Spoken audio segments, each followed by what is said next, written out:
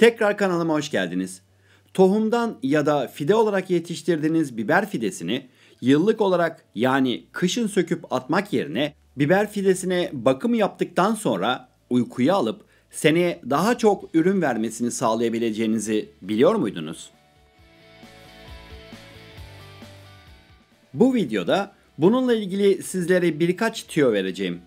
Bu sayede tadını beğendiğiniz biberlerinizi koruyabilir ve bu fideden aynı tekniklerle yıllarca ürün alabilirsiniz. Biberler sıcağı sevdiklerinden kış aylarında çok soğuklarda dayanamaz ve ölürler.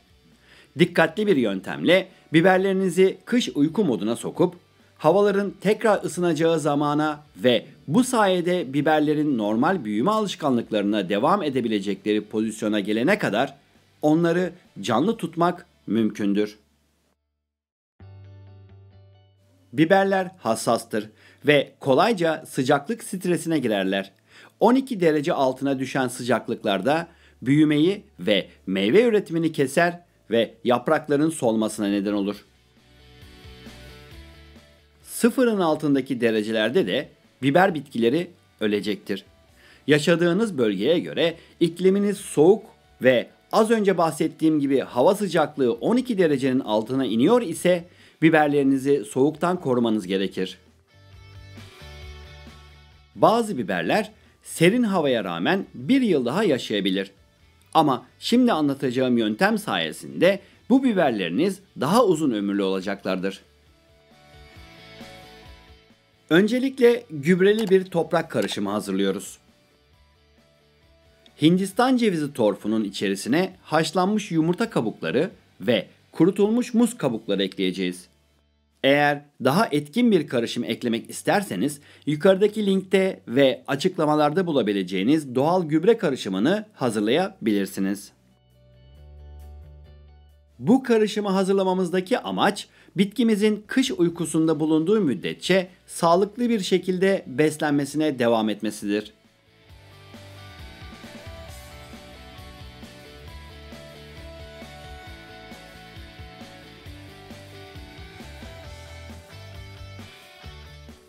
Hazırlamış olduğumuz gübreli karışımı başka bir torf toprak ile karıştırıyoruz. Marketlerden alınan ucuz torflardan kullanmanızı önermiyorum. Yaz döneminde içerisindeki larvalar yüzünden sinek yapabilir. İthal ya da daha kaliteli torf kullanmanızı öneririm.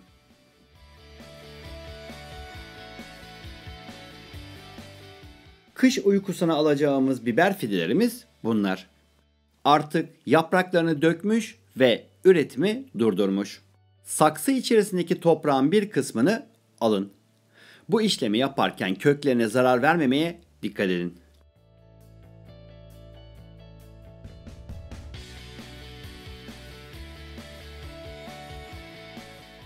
Kökler ortaya çıkana kadar toprağı azalttık.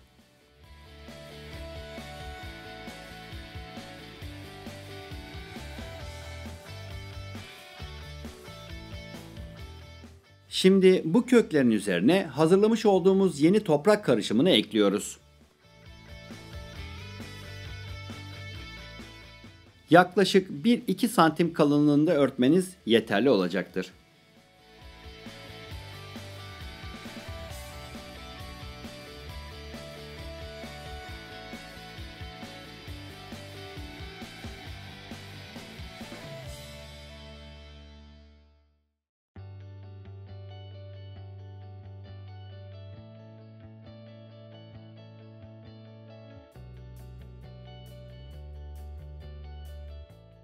Şimdi budama işlemine geçebiliriz. Kök kısmından çatala kadar arada bulunan dalları alıyoruz.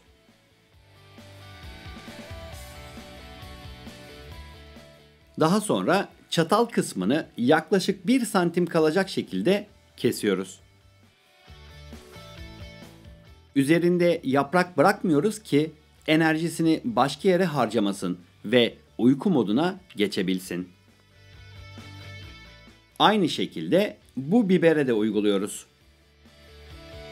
Havaların soğumasından ötürü üzerindeki biberler daha fazla gelişmeyeceğinden Bunları kesmekte sıkıntı yok. İlk çatalın dallarından oluşan ikinci çatalları dikkate almadan ilk çataldan budama yapıyoruz.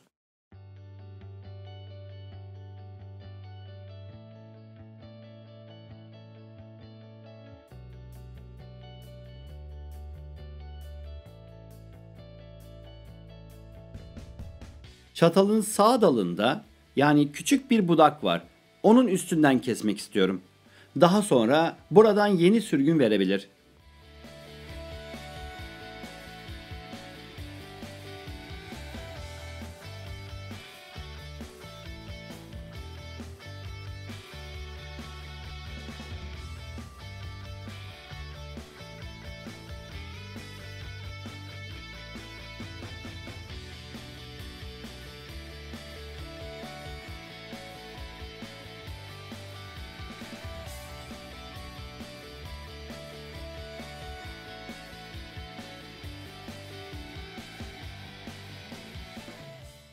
Kalan dalları tekrar buduyorum. Biber fidelerimizi kış uykusu için budadık ve enerjisini harcayacak gereksiz bir dal veya yaprak bırakmadık. Toprağın nemini kaybetmemesi ve toprağın sıcak kalmasını sağlamak için kuru yaprak veya samanla örtebilirsiniz. Bu yapraklar toprağın üstünü yorgan gibi saracak ve toprağın soğumasını hatta donmasını engelleyecektir. Sulama işlemine gelince, eğer saksınız dışarıda duracaksa sulamanıza gerek yok. Zaten yağmur bu işlemi yapacaktır. Bu sulama işlemi bahçede bulunan biber fideleri için de geçerlidir. Çok soğuk bölgelerde içeride bekleteceğiniz saksılar içinde haftada bir sulamanız yeterlidir. Ara sıra toprağın nemini kontrol edin. Ne çok nemli ne de çok kuru olsun. Eğer toprak nemini kaybetmiyor ise sulama aralığını 2-3 haftaya çıkartabilirsiniz. Kuru yaprakların üstüne kalan toprak karışımından az miktarda ekleyin. Ki özellikle saksılar açık alanda duracaksa yapraklar uçuşup gitmesin. Bu şekilde zengin mineralli ve toprağı sıcak tutacak bir katman eklemiş olduk. Daha az su ve daha serin ortam ile biberlerin büyümesi duracak ve uykuya dalmaya başlayacaktır.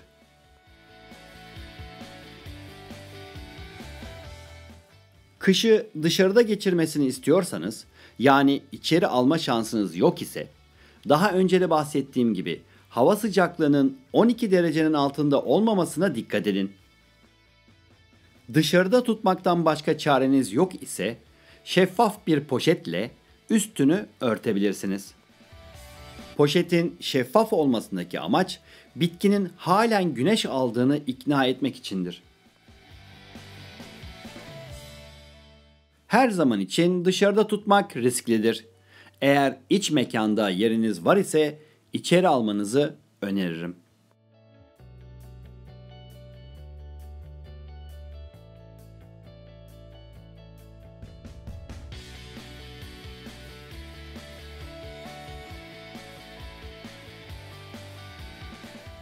Bir pencere önünde biraz ışığa maruz kalan bir yerde bulundurun.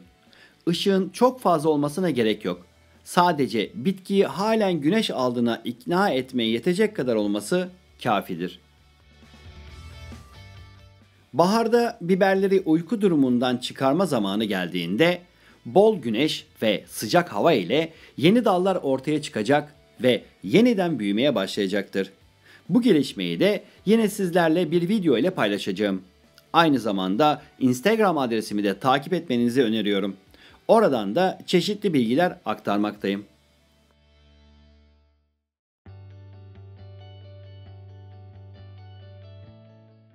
Bir videonun da sonuna geldik.